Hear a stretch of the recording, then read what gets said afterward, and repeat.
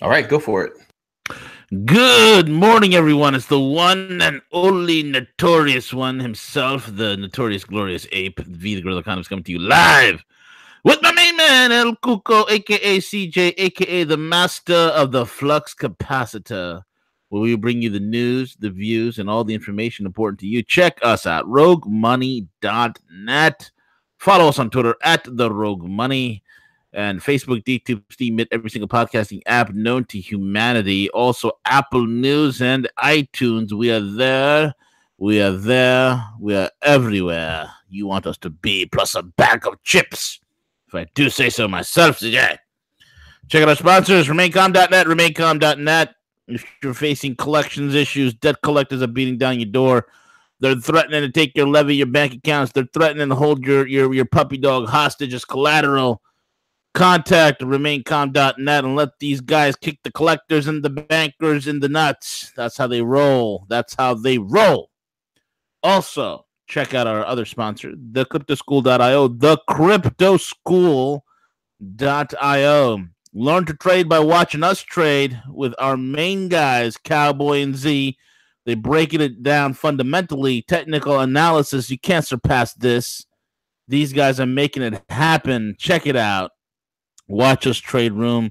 Also, if you're new to cryptos, you need a crypto education, just go there, thecryptoschool.io, and they have the crypto school, the actual school itself, with the I think there's about 15 to 20 videos available there. It's a complete video curriculum. It's a lifetime membership. Go get it. Get it done. Learn cryptos and have some fun. With that out of the way, Siege. What's crack-a-lacking, dude? I heard some news on Hillary Clinton. She's resurfaced after the whole Yale speech where she still can't get over it. Yeah, I don't get it, V. I mean, you would think that there was some type of credibility that was lost after a rigged primary, right? You know, yep. You would think that there was a little bit of people that were a little bit concerned, considering the amount of people that came out to support her, you know, Jay-Z, Beyonce, you know, LeBron James. LeBron James, all these people that came out, and she still lost. And I watched the news last night. It really looks like that Hillary Clinton is going to run again in 2020. As crazy as that may sound, but it looks like that's what they are setting the stage for, you know. So she delivered, I believe it was the commencement at Princeton this past weekend. You know, she brought a Russian hat out for a joke, you know, trying to seem very social. And then also they also have a huge fundraiser program coming up, the DNC does, and the headline speaker for the event is Hillary Clinton. So really looks like they are putting together some of the groundwork for a Clinton in 2020. So it's truly a gift, truly a gift. I mean, I love it. You know, if she doesn't get arrested if she doesn't get arrested and thrown in Leavenworth or Guantanamo from here till then, if they do run her, oh my God, once, twice. Sing with me, CJ. Sing with me. Three times a loser. Oh my God, what a jabroni. I love it. Yeah, she'll win. She'll win one electoral state, California. That's it. Well, and we're starting to see articles like this pop up, V, because they truly feel they have the momentum, and it's mostly a false narrative, because we know for the most part, hope not. It's the media. Yeah, it's the media that wants to look at this media. This guy Michael Brennis, this little soy boy cuck, little fruitcake, is writing an article that Hillary is going to be well positioned to win a rematch. This CJ, they haven't learned anything in 2016.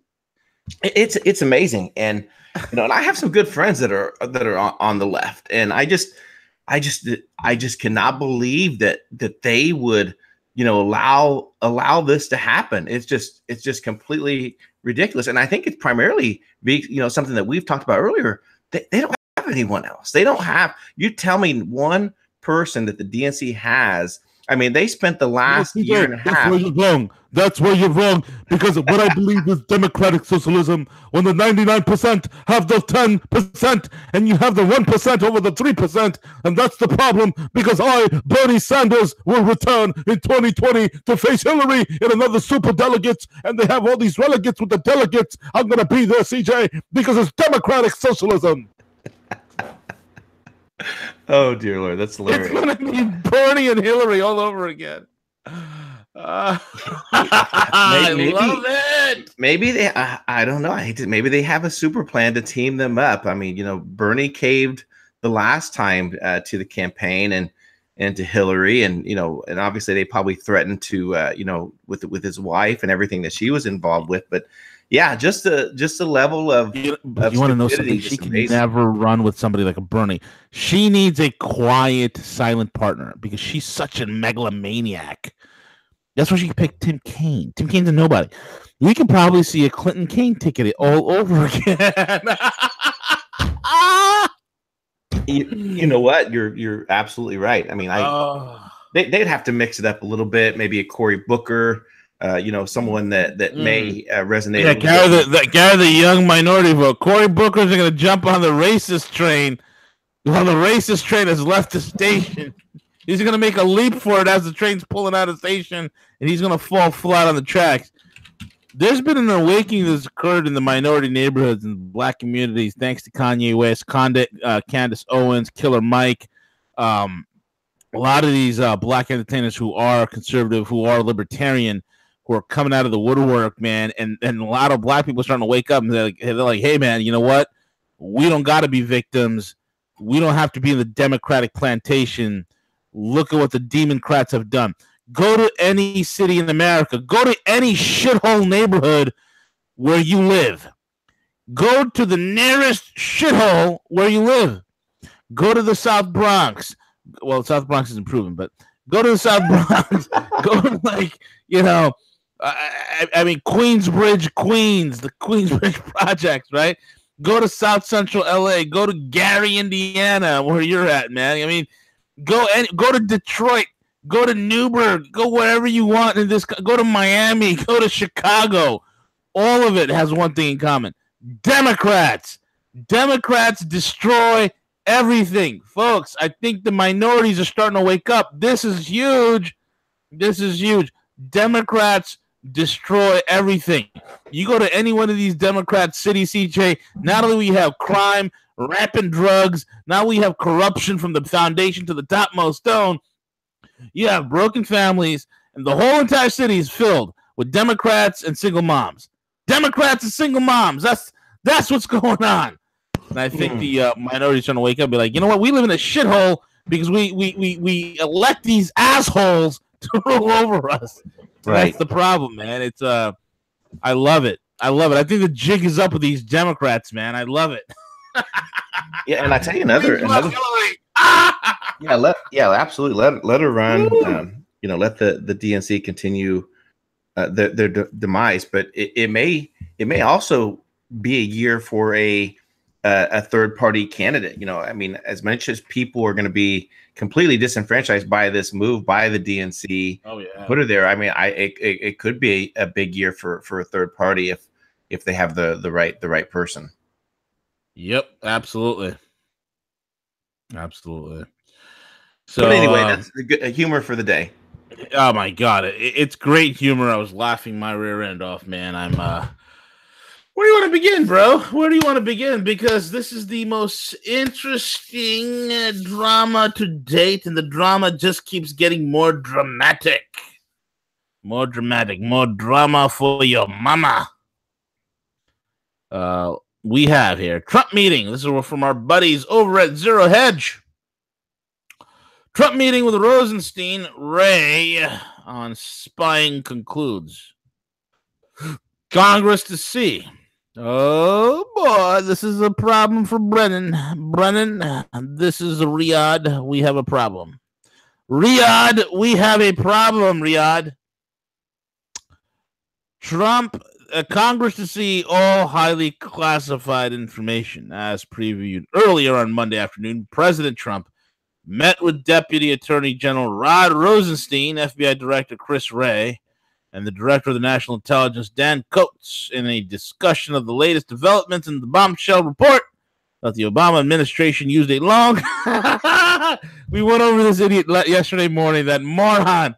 These are geniuses. We have geniuses running government, CJ. Let's use a withered nutsack from 40 years ago. The same withered, dribbled up nutsack who got caught the first time around. Let's use him again, because nobody would know. Yeah, I mean, this guy... and then let's drop hints on the newspaper of what this asshole looks like, so nobody can figure it out. Let's drop hints everywhere, so the media will never know. CJ, the media will never know. They'll never figure it out. You know, the media are just... Yeah, and they had to find somebody, obviously, that's so morally, bankrupt, that has, done this before. But I tell you what, this guy is just an absolute character, and I'm glad that the administration is going forth to the DOJ, meeting with Representative Congress. It looks like apparently he's assigned General Kelly to meet with the FBI, the DOJ, to get all this information released. So let's hope that this momentum continues. Oh my God, it's great. I love it. I love it. I love it. I love it. Now, another interesting fact too, V, is that they have now also discovered and tracked the payments that were made to this character, and apparently it looks like, in part, that it did come from the Defense Department. They utilized a budget to pay him, I believe, in the tune of $1 million. $1 million for 4 annual contracts signed. Oh my God! You want to leave a paper trail? I'm losing it this morning, folks. It's Tuesday. I'm in rare form this morning. This is just hilarity. I mean, first the Hillary thing has gotten me in the mood of humor, and now the paper trail goes back. And what does it say, CJ? Who signed that? Who signed that? Well, it looks like it's going to tie directly back to the Obama administration. I mean, oh my God. Oh my God, I love it. With the spotlight shining ever brighter on deep state actors behind the scenes, there's going to be an avalanche, CJ. Oh my God. It just... If I was John Riyad Brennan, I'd try to exit the country right about now. He's not smart enough. See, like I said yesterday, CJ, if you and I were to do this, we'd be out of the country, brother. As soon as the new administration come in, you and I would be on a beach in Singapore fighting an extradition, making sure that we don't get extradited. We'd be somewhere in the world where there's no extradition treaty, right? We'd be somewhere in the world. I'll be applying for political prisonership or somewhere, right? Yeah, I'll join Julian Assange in an Ecuadorian consulate in London. I'll be sitting in that embassy next to Julian Assange. That's what I'd be doing. Dumbass Brennan is out there tweeting. Dumbass Brennan, knowing that there's a mountain. Hello, jackass Brennan, idiot Brennan. There's not a lawyer in the world that's going to defend you. You're going to jail. Obama is lawyering up as well. This is going to be a nightmare for these people. And you have that idiot Clinton, that moron. She's in colleges giving commencement speeches showing she's not over it. She's not over it, CJ. This all points back to her as well. The other interesting thing, V, with this information coming out as quickly as it has, and obviously I give credit to the Inspector General, the members of Congress. I can't remember what in particular the one that's really driving this, but what I have a funny feeling is that I think that someone has turned. I think that they have somebody that has turned, that is, releasing or giving this information. Say, okay, I'll come clean. Sorry I did this and everything, but here's where you need to look, because you look at this information. They knew specifically who this insider was that was allowed to spy on them. They know the money trail now, so it's starting to connect the dots. So yep. I think the next piece of it to drop is get the Inspector General report to to be finalized. Apparently, they have to get both sides to look at it, so forth, and get this to a prosecutor to begin. But this is just, and this is one of those times that, regardless of any type of, and I've said this numerous times, regardless of political affiliation, everything else, if you take a look at the abuse of power of how these agencies were utilized to shift, to try and attempt to steal an election via, these are high crimes and treason. This is ties all the way back to Obama. So let's bring it on. Let's keep this going. Yeah, it's high crimes, man. It's high crimes and misdemeanors. It's treason. It's sedition. This is like prison, serious prison. And I can't begin to even state how dangerous this will be for these morons, man. It's just ridiculous, CJ. I love it. It's great drama. I think it's the best drama going. I think it's the most exciting reality show we've ever had in a while, watching the deep state implode and the stupidity of these people. I've told you for years, folks, these people are dumb. They're idiots. They're not that smart. They're not that, as vaunted and scientific as most would have you to believe. And I think starting in 2016, going to 2017 and 18, we're starting to see how dumb these idiots truly are. They are truly stupid on a grand scale of stupidity. It's unbelievable. Unbelievable. Yeah, and there's going to be a huge attempt. Like we're gearing up. We're getting ready for the midterms. But the next 2 years, there's going to be a huge attempt, to really shut down, Google. They'll use to shut down the information, to shut us down from having shows like this, to get this information out in a truly disgusting move, which I'm upset because I like several of the shows that they produce. But yesterday, Netflix signed the Obamas, Michelle and Barack, to a multi-year deal to produce shows for Netflix.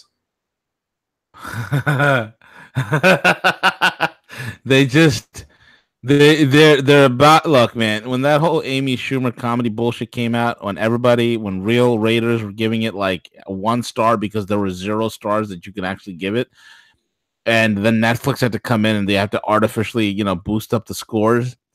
People didn't like that. People didn't like some of this leftist bullshit that Netflix is trying to peddle. Now you're going to sign Barry O and Michelle, aka Michael, at a time when these people are possibly culpable suspects in a grander scheme of crimes. This is going to work out great for Netflix. They're going to kill their subscriber base. Netflix, here's a word of advice. Keep these idiots out. These are not creative people. These are a bunch of SJW freaking communist bastards. That's who they are. They're a bunch of communist bastards. Keep them off your air. If you need to learn a lesson, look at it from ESPN. Netflix wants to pull this stunt. They will be like ESPN, where they're losing 500,000 subscribers a month. Trust me. Somebody somewhere will get a clue, and they will go somewhere else. And that lexicon, that new lexicon, Netflix and chill, will disappear. Really, you want to wreck your company? You want to wreck what's becoming part of the lexicon these days, Netflix and chill, because you want to wreck all that brand identity, the quality brand that you've built up, that name that took you so many years to build. You're going to wreck it by having a washed up failure, probably the worst president we've ever had in U.S. history, an SJW, far leftist, communist, gay Muslim. Are you kidding me? You're going to have that guy on. You're going to wreck everything you built for him. Come on now. It's ridiculous. Yeah, it's going to be hard, but I can't stand for that. I'm not going to allow, the money that I pay to Netflix to contribute to this, right? That's, it might as well just put a dagger in your own side or something. Yeah. But I can't. So I'll have to shift. I guess I'll find some service out of Europe that I can stream illegally or something. I don't know. Exactly, man. Exactly correct. 1,000%. Anyway, CJ, the trade war truce with China boosts oil prices, and why is oil prices going up? Well, it's the summer, and it's time for these knuckleheads to feel like they need to gouge you in order to make a profit, because we know the travel season is upon us, and they want to really ratchet up some profits this year. It's stupid, and like I said, it will go back down. Let's see where let's see where things go. Anyway. Saturday, there was a sign of hope that the ongoing tension between Washington and Beijing could be remedied. Beijing said that it agreed to significantly increase its purchase of American goods and services, including energy and agricultural commodities. The disclosure came after the conclusion of the intensive trade talks between Washington on both sides. This is a good win for us, man. This is a good win. To meet the growing consumption needs of Chinese people and the need for high-quality economic development, China will significantly increase the purchase of U.S. goods and services. The dollar amount of the increased Chinese procurement wasn't reached, though Trump has recently called for a $200 billion target to close the massive $375 billion annual trade gap between the two countries. Beijing-based Global Times, a nationalistic newspaper, often expresses the views of the Chinese Communist Party, touted the talks as a major breakthrough in an article titled "China and U.S. reach win-win victory with trade war truce." And it's really good, but. What does this mean? What does this mean for the energy markets? Well, it means this. Most long and midterm LNG contracts, specifically in the Asia Pacific region, are based on oil indexation formula, which consists of transportation, liquefaction added to U.S. LNG for its part, is based in the Henry Hub gas prices and offers a savings over oil indexation. And this is particularly true for a high oil price environment. Though China will likely enter into numerous long-term supply contracts with U.S. LNG producers, this development, as well as importing more agricultural commodities, will still not be enough to offset the trade imbalance. For that to happen, there needs to be the fundamental blah, blah, blah, blah, blah, blah, blah, blah, blah, blah, blah, blah. Here's the deal. Oil prices are going to be up from now until mid-August. That's what I'm saying. From now till mid-August, it's going to bounce between $70 and $85. $70 to $85. They're going to keep it locked into that. They're going to band lock it. They're going to band lock it into that region, into that area between $70 and $85. Once we go into September, down. I estimate prices will start tumbling back down to the 50s because there's still a massive glut of supply. Again, oil prices up because they need to get some of the pressure off the U.S. bond market. They need to have, again, dollars chase petroleum, and this is what this whole entire deal is about.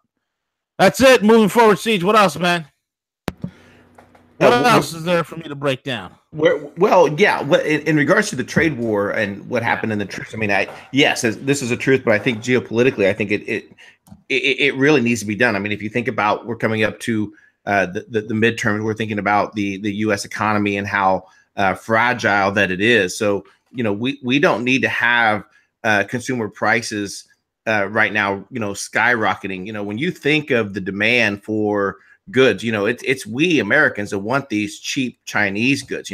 I don't want to go to a store and pay double the amount for a computer or a television, all these things. So I'm glad they reached this truce, and I think it's good for the economy. Now, if we could shift things and there was concessions reached to lower the tariffs on imports for American-made cars. I doubt that the Chinese will buy them anyway. But anyway, it's still when the Chinese won't buy American-made cars. So they love American-made cars, man. You know what the number one selling car in Europe in China is? You know what they go crazy for? What's that? The Ford? No, dude, Buicks.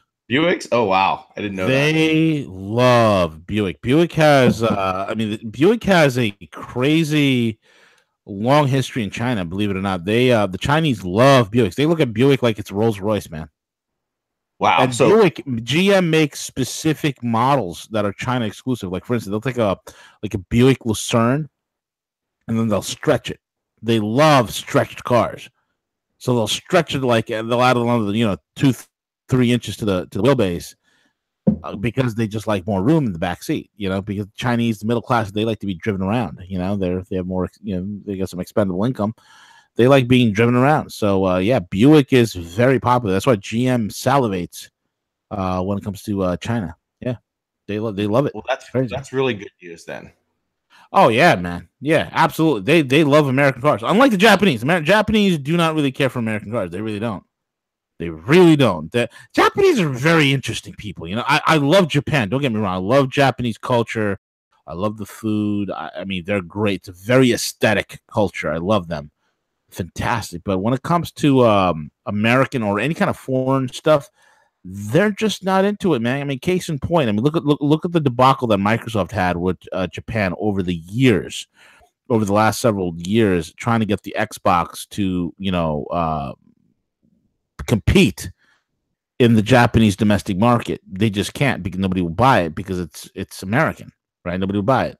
And same thing with the certain things. Like the Japanese always keep the best stuff for themselves. Like when it comes to their automobiles, there were cars that Japan only kept for Japan.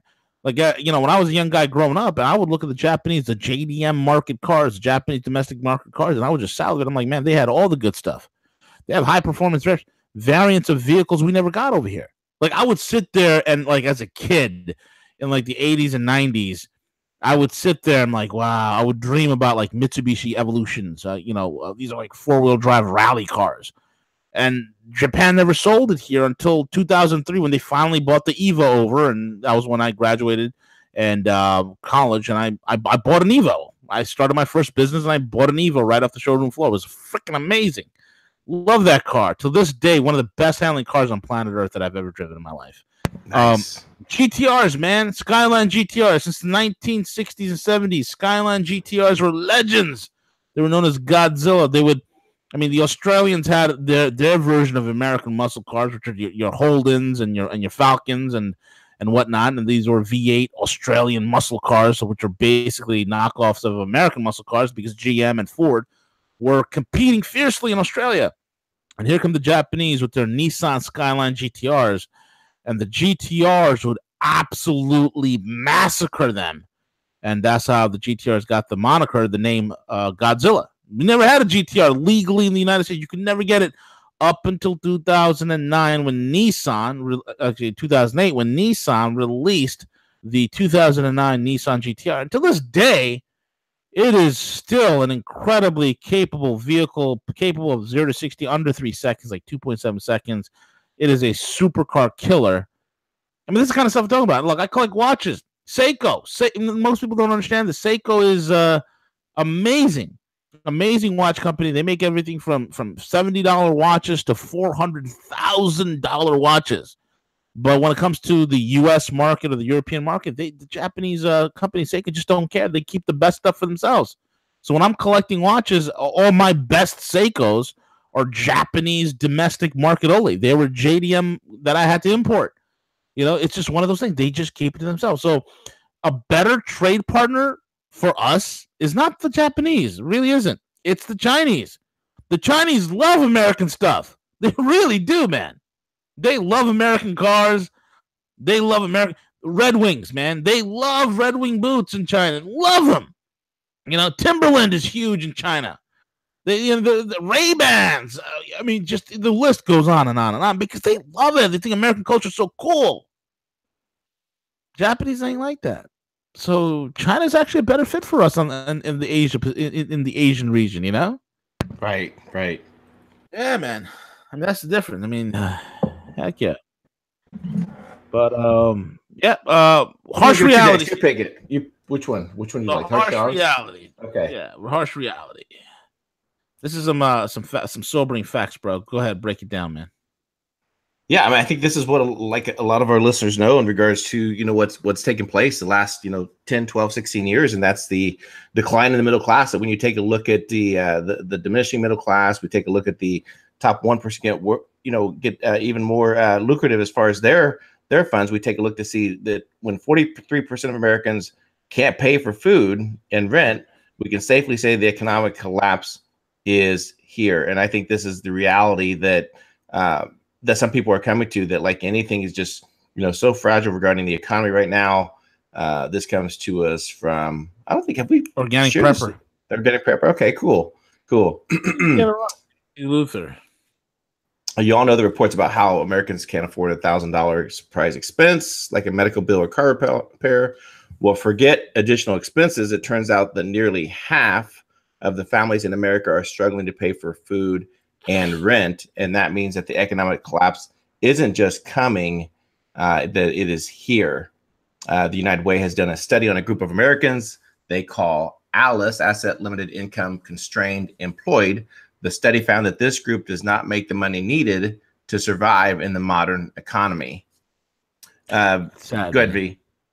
You know, this section of the economy, man, it's oh man, my heart breaks, bro. My heart breaks. I remember a moment in my life where I was Alice. You know what I'm saying? I was Alice. I was SOL, shit out of luck. You name it, whatever acronym you want to use.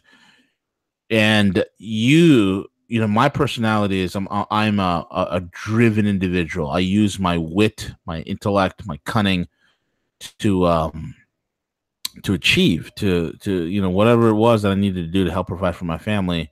I did, and this is after I was booted from banking. But this section, dude, it kills me, man. It breaks my heart. And these are the type of people that I love to help. You know, Alice is your child care worker, your parent on Social Security, the cashier at the supermarket, the gas attendant, the salesperson at your big box store, your waitress, a home aid clerk, an office clerk. Alice cannot always pay the bills, has little or nothing in savings, and is forced to make tough choices, such as deciding between quality child care or paying rent. Or I'll even go one further, you know, deciding between getting a birthday present for your child or paying the light bill. Okay? One unexpected car repair or a medical bill can push these financially strapped families over the edge. Alice is a hardworking member of the community who's employed, but yet does not earn enough to afford the basic necessities of life. Alice earns above the federal poverty level, but does not earn enough to afford a bare bones household budget of housing, childcare, food, transportation, healthcare. Alice is also somebody, folks, who just barely makes it above the federal poverty level, okay, and doesn't get some of the benefits like food stamps and welfare and these assistance, that assistance. It's problematic. It's problematic. And I'm telling you right now, if you're a member of Alice, you're just barely getting by. Folks, I cannot tell you that, look, there's no easy trick to this whole entire thing. Look, life is a brutal son of a bitch. Life is a brutal son of a bitch that takes no prisoners. The only way you beat life is to kick it in its teeth. The only way you beat life is to grab it by its throat and pummel it to death. The only way you beat life is you become victorious. You empower your greatest asset and weapon. I don't care if you're in a wheelchair. I don't care if you're 50 years old, 90 years old, 80 years old, or if you're 20 years old. The greatest weapon all of us has is your mind. Is your mind. And if your conversation that you have with yourself is that you're dumb and that you're stupid or you're too poor and I can't do this and I can't do that and it's too late to do this and it's too late to do that and I can't do that and this and that is out of reach and I can't, then that's your reality. That's your reality. Unless you turn your can'ts into cans, unless you have a vicious, violent aggression towards living life, you're not going to succeed. Let me tell you something. If you have a bulldog determination, if you have a determination of a pit bull in a fight, in a dog fight, if you have that determination, there's not a force in the universe that's going to stop you from succeeding. It's going to take work. But you want to know something? Thanks to technology, it can be easier for you. Look, no bullshit here, CJ. No bullshit. There are people that are part of our trade room, and soon we're going to be able to do crypto payments, so people don't even have to pay us in fiat. They can just pay us directly in BTC or whatever crypto they've won. or they've earned. There are people that have quit their jobs who were part of Alice, and now they're not part of Alice anymore. They're trading cryptos on the daily. They're staying home with their wife and kids, trading cryptos and making money and paying for their rent and paying for their car and paying for their expenses. This is what they do. Okay? It makes a difference for people. So that's one aspect. The other thing is, maybe start a home-based business. Maybe start, something. Figure out a secondary stream of income. Working for somebody else or working 2 or 3 jobs is not the answer. You need to get creative. You need to create a business, a service for yourself.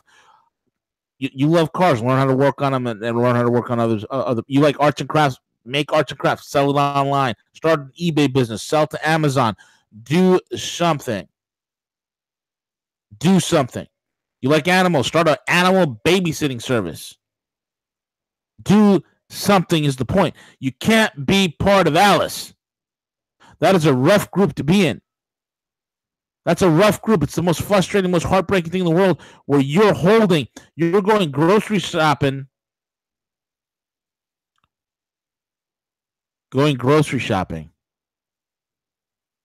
and you're picking up a piece of meat, like sirloin steak. Beautiful porterhouse steak, and you're looking at it, and all you can do is just cry because you can't afford it. Or your children want meat this week, and you can't get it. You can't afford it. It's heart-wrenching. Alice is the group that is the most stressed out group there is. Asset limited, income constrained, employed. Alice. That's a group that's barely making it. That's a group, you get into that one car accident, you're done. That's the group that idiots like Dave Ramsey, which I don't even know why this guy even has a radio show, is beyond me, doesn't have an answer for. Well, you got to have $1,000 emergency. You can't even save $1,000. There are some people that are part of the Alice group where things are happening on a weekly and monthly basis that if they try, you know how many people I talk to, CJ, that are trying to save $1,000, and then every time they try to save $1,000, just when they get to $1,000, something happens and boom, all that $1,000 is gone and then some in a bag of chips. It's bad. Yeah. The answer for Alice is you got to get out of Alice. Folks, when I became a middle-class American, the first thing I did is, oh, my God, I'm middle class. I didn't sit there. I said, I got to get the fuck out of it.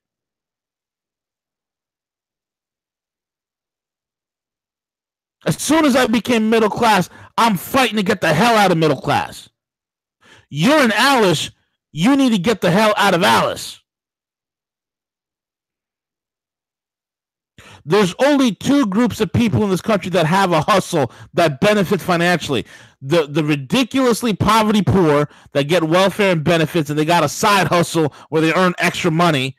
Everybody's got a hustle except for the dumb middle class and Alice. The working class and the middle class are shafted. The wealthy have options and leverage and hustle as well. As soon as if you're in Alice, get the hell out of it. Fight tooth and nail. Do whatever you can. Empower yourself. Get out of it. If you're in middle class, get the fuck out of middle class. Excuse my French. Because being middle class is the worst thing you could be. Why? You're getting screwed on both ends. You're getting hustled by the poor on the bottom, and you're getting hustled by the wealthy on the top. You're the sucker. You're the sheep that's being fleeced. That's real talk, folks. That's real talk. Some of you will take, how many, yesterday I was talking to a gentleman that, he's like just an amazing dude, trains law enforcement people in firearms, and he's like John Wick, this guy with guns, okay? And he's like, yo, man, you saved my life, you changed my life, my family's life, we're better because of you. I get emails like that all the time.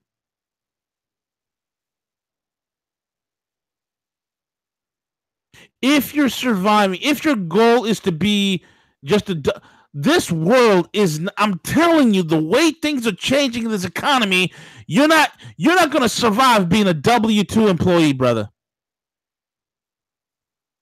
You ain't going to survive. You better create mechanisms. You better create business concepts. You better start networking with the right people. Some of y'all ain't where you need to be because you can't give up on your friends. Some of y'all ain't where you need to be because you're not willing to put it in. You're not willing to make that sacrifice. Some of y'all ain't where you're supposed to be because you can't give up on your quote unquote lifestyle, your props, your boys. It's a different game, folks. Life is a son of a bitch. It takes no prisoners. It is savage. It is brutal. It is merciless. That's why I love Ivan Thorne's book, the 9 Laws, the Dark Triad, man. Yeah, that book teaches you how to work in this dark, effed up world, this vicious life. And that's what I got to say about that subject. If you and Alice, if you're asset limited, income constrained, and employed, and you are struggling to make ends meet, you need to hustle. You need to hustle like nobody's business. You need to fight day and night. You need to create concepts. You need to learn the game. Like my man Dex was saying, right? There are people that just learn how to stock trade. They're day trading. That's how they make their money. They're day trading in and out. Some days are great. Some days suck. Some days are wonderful. Some days you make a killing. Some days the market kills you. But at the end of the day, they're making more money than working for an employee. Working for an employer, a W-2. I mean, my God, we got so many resources. Folks, it's never lack of resources, always lack of resourcefulness. Tony Robbins always says that. I agree with him wholeheartedly. It's lack of resource. It's lack of resourcefulness. You got everything you need to be successful. You got everything you need to learn any trade, any trick, any business, anything you need to learn. There, it's all available for you. It's all about you, folks. It's all about you. It's all about solutions. It's all about getting you moving. CJ, you want to do one more thing? We'll close up. Yeah, man. Well said. Absolutely. Which one would you like to cover? Go for it. Let's talk about neocons and foreign policy, brother. Yeah. Just amazing news cycle last night to watch.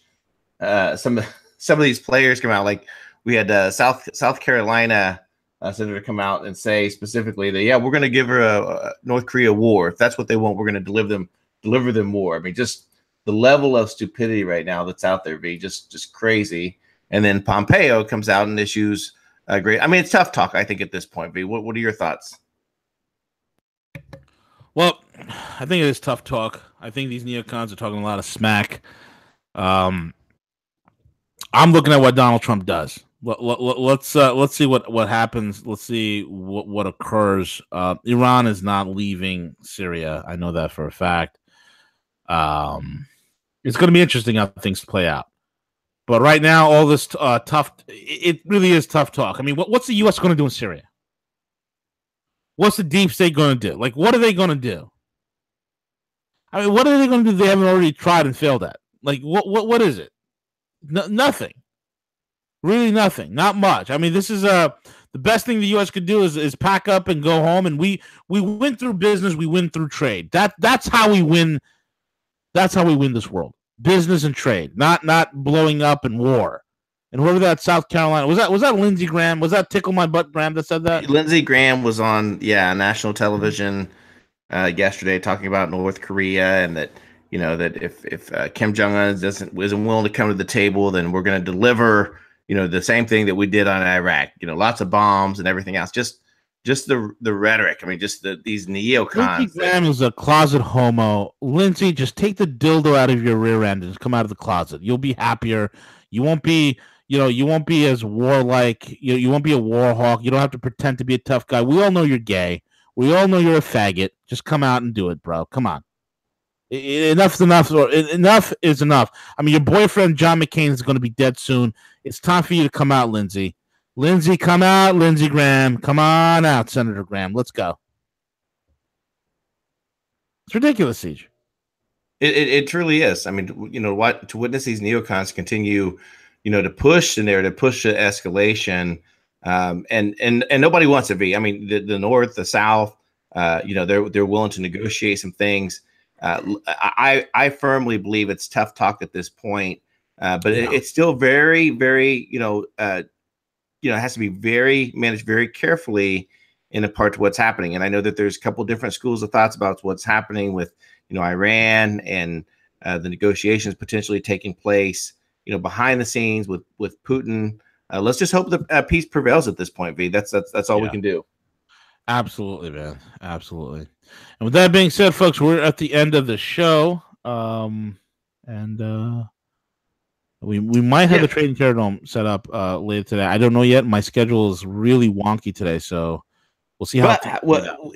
And regardless, so we do have a great interview that we did yesterday with Charles Hugh Smith of Two Minds. So we will be releasing that at some point today, V. Perfect. Great deal. And with that being said, folks, stay tuned for that interview, and we are over and out. Take it away, CJ.